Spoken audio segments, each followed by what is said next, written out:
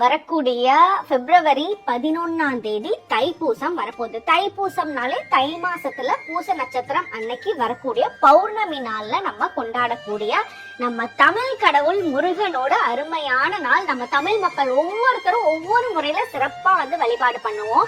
இப்ப தைப்பூசத்தன்னைக்கு இப்ப வழிபாடு பண்ண போறோம் அப்படின்னா முன்னாடியே விரத முறைகளை கடைபிடிக்கிறது வழக்கமா இருக்கும்.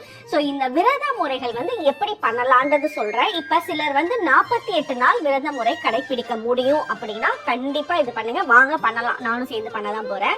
சோ இந்த 48 நாள் என்னையில இருந்து ஸ்டார்ட் பண்ணணும் அப்படின்னா டிசம்பர் 25 புதன்கிழமை இன்னையில இருந்து ஸ்டார்ட் பண்ணோம் அப்படின்னா 48 நாள் ஒரு மண்டலம் வரும் பிப்ரவரி 11 சோ இந்த நாள் யாரெல்லாம் முடியுதோ அவங்க பண்ணுங்க. இல்ல இது முடியல அப்படின்னா 21 நாள் நீங்க கடைபிடிக்கலாம் விரத முறைய. சோ அந்த 21 நாள் எப்ப பண்ணலாம் அப்படின்னா ஜனவரி 22 ஸ்டார்ட் பண்ணீங்க அப்படின்னா தைப்பூசத்துக்குள்ள கரெக்டா 21 டேஸ் வரும். நீங்க அது பண்ணுங்க. இந்த நாள்ல என்ன பண்ணலாம் அப்படின்னா டெய்லியும் நம்ம முருகனை நினைச்சு வழிபாடு பண்றோம். உங்களோட வீட்டுல யாருனால என்ன முடியுதோ அதை பண்ணுங்க, அவ்வளவுதான். யாருனால எல்லாம் ரொம்ப சிறப்பா நீங்க அந்த இடத்துல நல்ல பூஜைகள் பண்ணி நிறைய பூ வச்சு விளக்கு வச்சு உங்களால பண்ண முடியும்னா தாராளமா பண்ணலாம். இல்ல ஆபீஸ் போறவங்க அவங்களால முடியல அப்படின்னா நீங்க டெய்லியும் முருகனை நினைச்சு ஓம் சரவண பவவும் அப்படின்னு ஒரு சின்ன மந்திரத்தை சொல்லி நீங்க திருநீர் எடுத்து நெத்தியில வச்சுட்டு முருகனோட பிளஸிங்ஸ வாங்கிட்டு போனாலும் அவர் அழகா நமக்கு அருளை கொடுப்பாரு.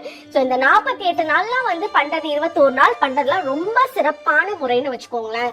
அதாவது இந்த 12 மாசத்துல இந்த 48 நாள் 21 நாள் யாரு டெடிகேட்டடா பண்றாங்களோ மீதி நம்மளோட லைஃப்ல வரக்கூடிய நாளெல்லாம் முருகன் பாத்துக்குவாரு அப்படின்ற ஒரு ஐதீகம் இருக்கு. சோ யாருனால முடியுதோ பண்ணுங்க. இந்த டைம் பீரியட்ல நான்வெஜ் சாப்பிடக்கூடாது. 48 நாளைக்கு 21 நாளைக்கு நான்வெஜ்ஜை விட்டுருங்க கம்ப்ளீட்டா. லேடிஸ் பீரியட்ஸ் ஆனீங்க அப்படின்னா அந்த நாள்ல மட்டும் விட்டுட்டு மீதி நாள்ல ஸ்டார்ட் பண்ணுங்க.